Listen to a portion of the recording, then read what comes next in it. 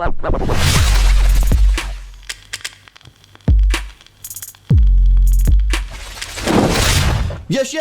and welcome to a new video. This is the Fulham preview. Now, I did do a part 1 to this where I spoke to Sammy from Fulhamish to get sort of a Fulham perspective on this. So that came out yesterday. If you've not already checked that out, we'll link it in the description or something so you can go check it out. Yeah, massive shout out to him. It was pretty interesting, like learning about Fulham and that. They're doing really, really well in the Championship and that. So it is going to be a bit of a test for us, I think. So, yeah, like I say, if you've not watched it, go check that out as well. Massive shout out as well to our members, our Extra Club members. We are doing a Tier 3 live watch-along before the City match on Saturday, where we're watching Chelsea in their FA Cup clash at 12:30. So if you want to come and join us for that, Tier 3, link in the description. Football's back, bro. Football's back. We've just been watching the AFCON, you know what I mean? Some of the quality there, you know, and the quality of the pitches and that, not great. I'm looking forward to this, bro. I can't deal with no City anymore. 2 weeks is too long, mate. I can't. It feels like we've been through the whole of summer. Do you know, like when you go through the whole summer, you don't have football and you're waiting for ages, and it's only been 2 weeks. But we knew it was going to be a bad time after we drew against Southampton. Knew that we had to wait 2 weeks for football again. But at least it's back now, and I'm proper buzzing for it. I mean, I just can't wait until until we see the team walk out and that, and actually see City play football. I feel like City's ruined football. I say this all the time, but City has ruined football for me, innit? Because you try to watch something else, so like try to watch AFCON, something like that, or try to watch United, you know what I mean? And you just see the level of football in them teams, you know what I mean? It ain't at City's level.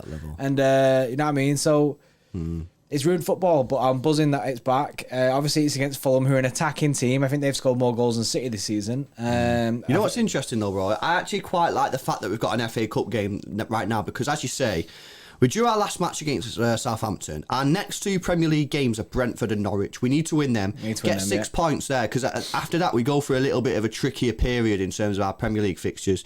So it's nice to have an FA Cup match where we can ease ourselves back into it against a team that we should be beating, let's be honest, but who are clearly in good form and doing well right now if you look at their form and how they've been playing in the Championship. So it's a nice game for us to play before we get back into the swing of things, and it comes quickly. Obviously, you've got Brentford next week on the Wednesday night, and then it's just rapid. This month, you've got I think maybe 6 or 7 matches this month, and obviously it's a short month as it is, and we're already 4 or 5 days into it.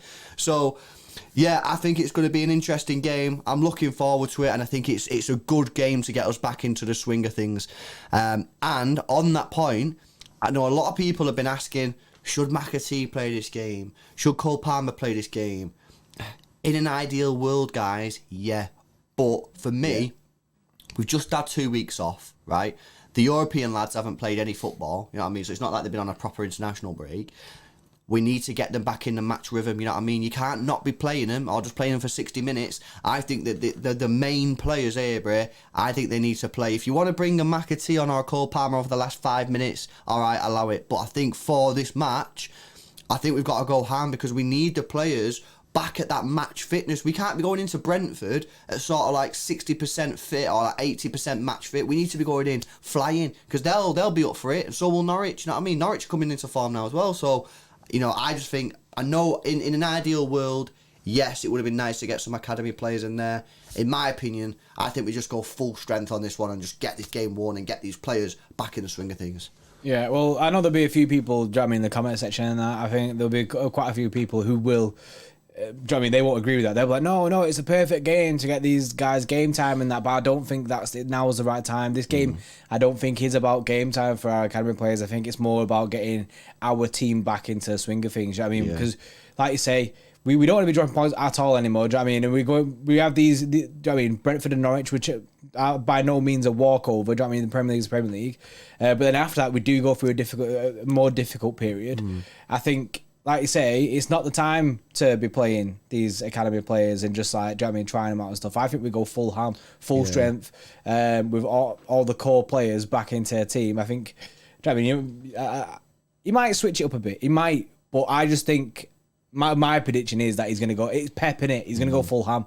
He's going to go full ham and get people back. Yeah, I mean, the game itself is probably a perfect game to play the academy players if you're looking at it in isolation. If you forget the fact we've just had 2 weeks off, and you forget the fact that we really need to win these next 2 matches in the Premier League because then we go on a bit of a tricky run, then yeah, you look at the game and go, oh yeah, play some academy players. If this fixture had fell like earlier, like before that break and stuff, I might have agreed with that and then gone, yeah, it's a good time to rotate players, get some academy players in, and we should probably still win.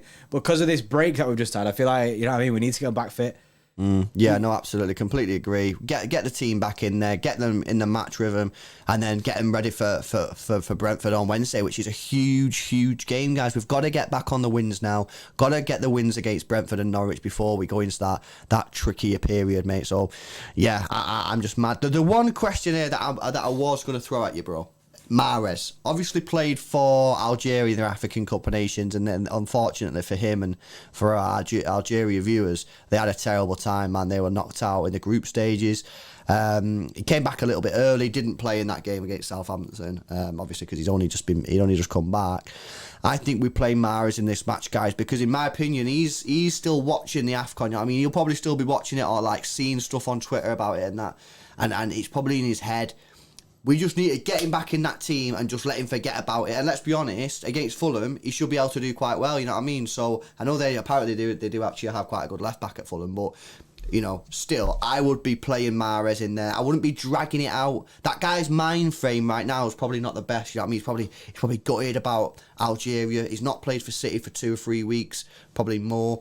Like, that guy just needs to be put back in that team, get a game, play well, hopefully get the win, and then he's forgot about it. Then we move. But if you drag it out, I think that could then affect him a little bit too long, man. I just don't want that.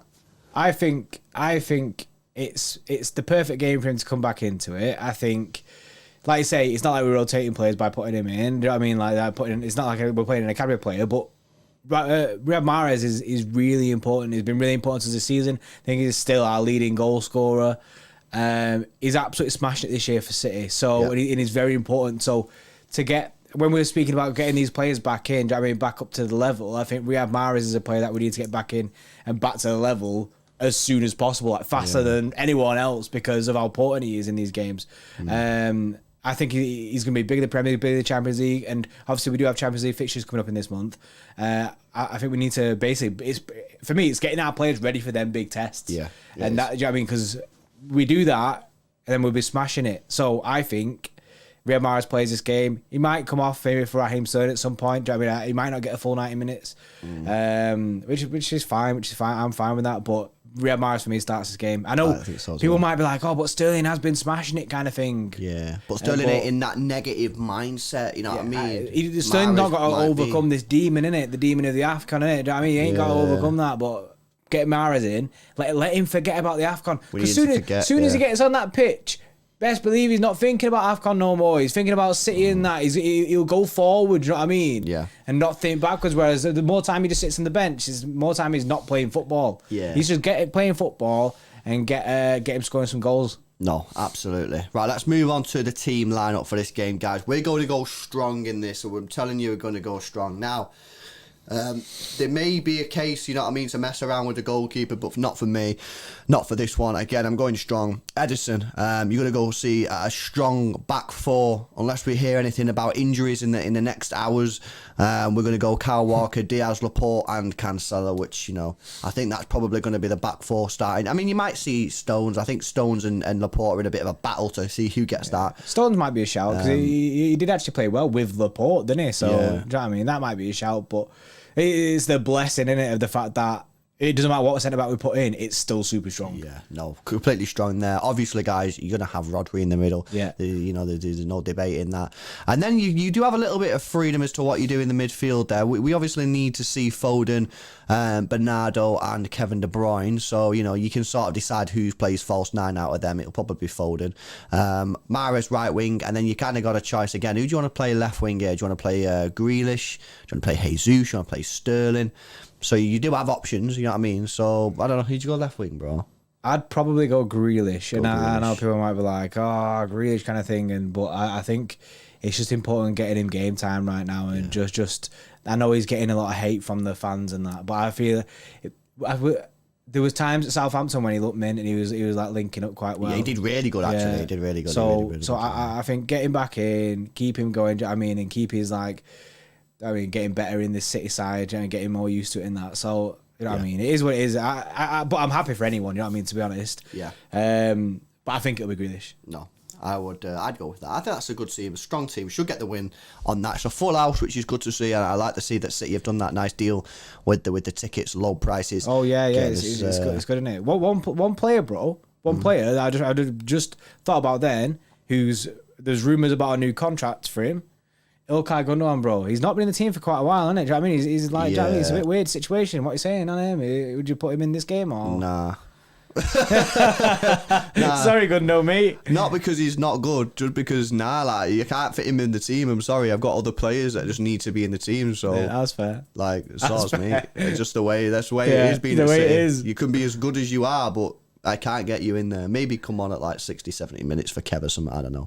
Let us know your thoughts in the comment section below, guys. We'll obviously be doing our live watch along. It's a 3 p.m. kickoff, so make sure you come and join us for that. Make sure you subscribe and hit the notification bell. Show me for that when we go live. As I said at the start of the video, we will be doing a tier 3 live watch along as well at the Chelsea game before the City match. So if you want a back-to-back live watch along day, become a tier 3 member. Links in the description, or there's a button below me. You do really help support the channel, and you get them extra benefits as well. And other than that, guys, we'll see you in the next one. So do it.